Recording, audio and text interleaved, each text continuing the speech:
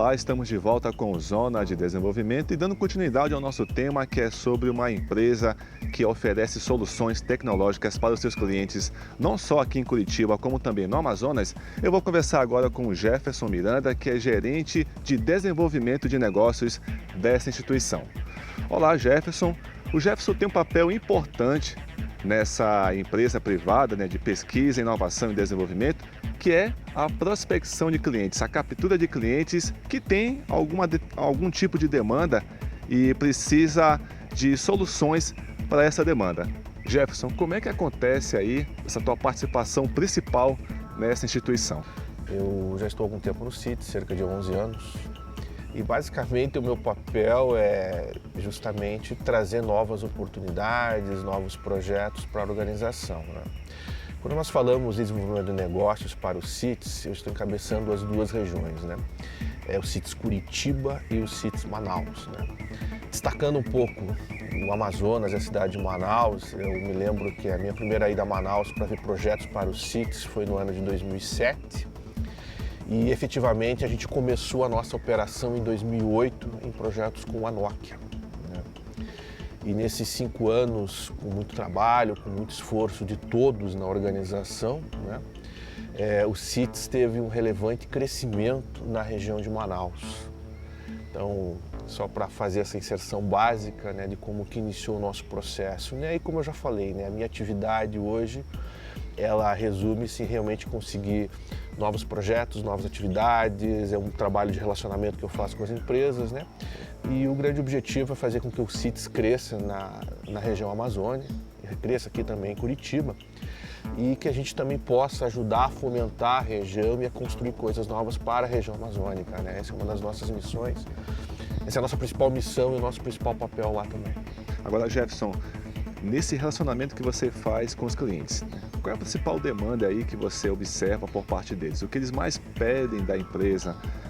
Qual é o principal serviço aí que você constata? E se há uma diferença dessa demanda de Curitiba com a do Amazonas? As demandas elas são muito parecidas, né? Em Manaus, hoje especificamente, a gente atua no polo de indústria eletrônica, né? E as nossas principais demandas lá, elas se resumem na parte de desenvolvimento de software, né? Geração de soluções inovadoras, né? E nós também trabalhamos muito na área de manufatura, né? Então, assim, são as principais verticais de negócio hoje que nós trabalhamos em Manaus, né? Mas nós estamos construindo aí todo um roadmap, toda uma plataforma aí de projetos e de soluções que nós pretendemos colocar aí nos próximos 3, 4 anos, né? Que são, digamos assim, soluções tecnológicas novas, né? Conceitos novos, que hoje nós já temos estabelecidos aqui no sul do Brasil e nós pretendemos levar aí a médio e longo prazo para Manaus também. Um exemplo de uns projetos que nós fazemos em Manaus, né? Hoje, por exemplo, um grande cliente nosso lá é a Samsung, onde nós desenvolvemos toda a parte de mobilidade para celulares e tablets, né? Ou seja, todo o software hoje que é contido nesses devices para Samsung é o CITES que desenvolve. Um outro exemplo de um grande projeto que nós desenvolvemos, toda a parte de automação bancária para caixas automáticos em bancos, de um outro grande parceiro nosso lá, que é o caso da NCR, somos nós também que desenvolvemos, né? Então pense, todo o software hoje que está contido dentro do caixa automático, né? É o CITES que trabalha no desenvolvimento dessa tecnologia, né? Um outro caso bastante importante em Manaus, dentro da indústria eletroeletrônica, você tem as máquinas de inserção de componentes eletrônicos, né?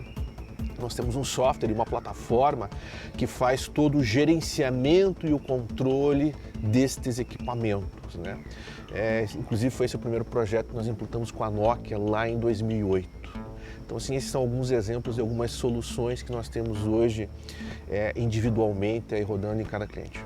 O Jefferson falou para a gente que no Amazonas existe um espaço físico ainda considerado tímido, mas vocês têm planos para ampliar esse espaço em nossa região? Conforme eu comentei há pouco, nós iniciamos nossa operação em 2008 e nós começamos em 2 salas ali, eu me lembro muito bem, né, que eu procurei o espaço na época e 2 anos depois nós mudamos para uma nova sede, né? E essa nova sede ela comportava em torno de 50 a 60 pessoas, e a gente estava muito satisfeito na época com aquilo. E novamente com a ajuda do nosso trabalho, do esforço, a ajuda de todos, né, nós tivemos assim, um crescimento bastante intenso, né? E em março agora de 2014, né, nós estamos indo para uma nova unidade no distrito de Manaus. E essa unidade vai ser um espaço de 2.000 metros quadrados, onde nós vamos acomodar em torno de 110, 120 colaboradores.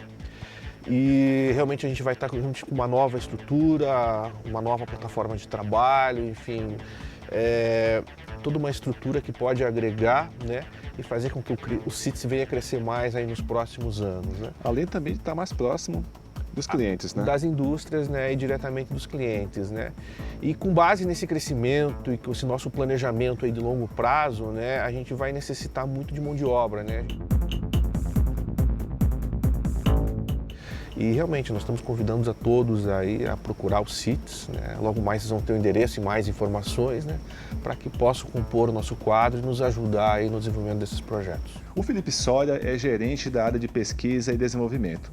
E você entra numa sequência basicamente posterior à do Jefferson. Enquanto que ele faz a prospecção de clientes, o Felipe é responsável em construir projetos a partir dessa demanda que vem do mercado. Como é que acontece aqui dentro essa administração dessas propostas de tecnologias que vocês recebem dos clientes? Bom, basicamente a gente atua, né, no mercado buscando os clientes, como você comentou, e o meu time, que é a área de pesquisa e desenvolvimento, entra para conceber a solução, né, para aquele problema que foi identificado dentro do cliente, né? Então, a gente atua desde o momento em que o problema é identificado junto ao cliente, a gente vem construindo isso, dando um formato, um escopo para que isso se torne um projeto, porque o projeto não nasce da noite para o dia ou simplesmente porque o cliente enxergou um problema.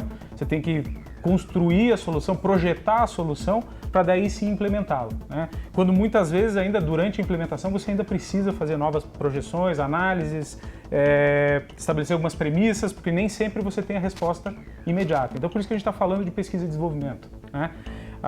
Os nossos projetos estão muito centralizados, se a gente dividir pesquisa e desenvolvimento em dois grandes áreas de projetos, a gente tem o que a gente chamaria de pesquisa e desenvolvimento pré-competitiva e a pesquisa e desenvolvimento pós-competitiva, ou competitiva, digamos assim. É um conceito bastante aplicado na indústria aeronáutica. Então, o pré-competitivo está muito ligado a desenvolver as tecnologias. Então, você vai pegar uma pessoa de laboratório, um cientista, uma pessoa de dentro da universidade, na qual ela vai querer provar uma nova teoria que eu vou conseguir desenvolver. Então ele faz o embrião da tecnologia, né? E a partir dali isso começa a se desenvolver e se tornar comercial. Porque normalmente o que é feito dentro da universidade, ela não consegue ter uma aplicação diretamente ao mercado. E é assim mesmo, não é um desmerecimento. São etapas e a maturidade da tecnologia.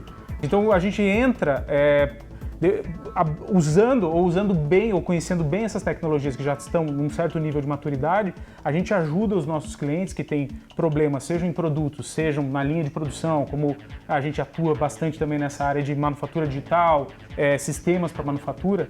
Então a gente pega essas tecnologias, olha essas diversas tecnologias, porque existem várias variações, formas de implementar, arquiteturas, e ver qual é a melhor forma de aplicar isso para resolver aquele problema do cliente, seja no produto, ou seja no sistema produtivo, ou seja em alguma necessidade que ele tem, né? Então a gente trabalha muito próximo dos clientes, muito próximo do mercado.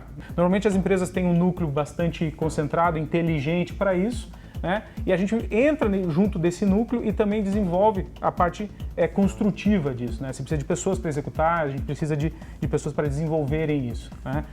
Uma outra vantagem também disso é que vocês formam uma base muito sólida aí a partir dessas ideias, né? Porque o que serviu para um, de repente pode servir para outro, né? E você já tem esse embasamento teórico já testado, exato, científico, que vai valer para muitos outros clientes. Exatamente, isso entra no background de experiência, mas o que acontece muitas vezes, Ismael, é de você fazer uma solução para o cliente, né? Para aquele cliente X tem um problema específico, o problema pode até ser semelhante, mas você evoluiu no momento e já tem uma nova tecnologia para fazer aquilo melhor. Então a gente tem que ter essa habilidade de ver se essa nova tecnologia realmente vai agregar valor ou podemos fazer da mesma forma. Então são N variáveis que dentro do projeto a gente precisa analisar, decidir e compatibilizar não só com a solução para o cliente, para ser a melhor possível, mas também dentro de orçamento, prazos, porque tudo gira em torno de um time to market, não é simplesmente, agora eu vou filosofar sobre isso, não tem como. Então, a gente é muito pragmático em relação a isso, a gente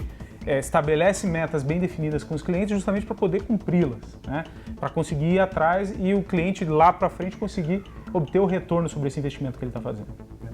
Felipe Sori, gerente da área de pesquisa e desenvolvimento, muito obrigado pela sua participação em nosso programa e sucesso aí, alavancando esses projetos internos e também apresentando novidades para os clientes. Obrigado, Ismael, obrigado pela oportunidade. A gente está à disposição do público para responder eventuais questões, de quem tiver interesse, e a gente com certeza vai estar sempre trabalhando para tentar trazer não só novidades aos clientes, mas para o nosso país, que é um dos objetivos intrínsecos aqui da instituição, também na capacitação de novos profissionais. A gente aprende muito, a gente gera muito conhecimento aqui dentro, que muitas pessoas acabam sendo formadas aqui nesse nosso dia a dia e vão para o mercado ou estão conosco ajudando o mercado a se desenvolver.